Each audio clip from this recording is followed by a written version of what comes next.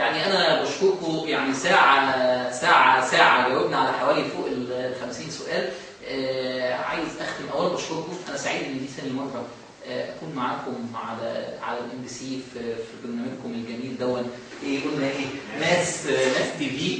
وبشكرك يا حازم، وبشكر يعني كل القائمين على اداره هذا الموقع الجميل.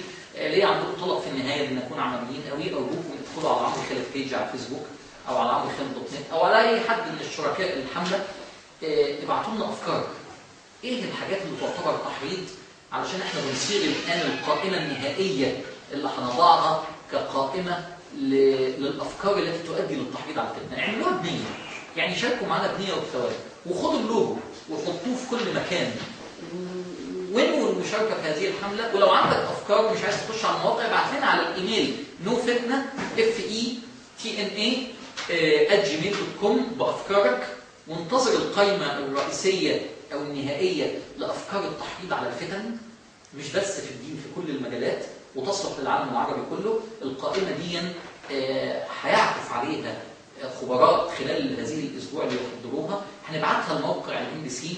بنرجوكم ان انتم تشاركونا وتنشروها، وبنرجوكم يا شباب ان انتم تنشروها بنيه انك تكون امام الله ساهمت في اطفاء فتنه تاخذ عليها ثواب يوم القيامه.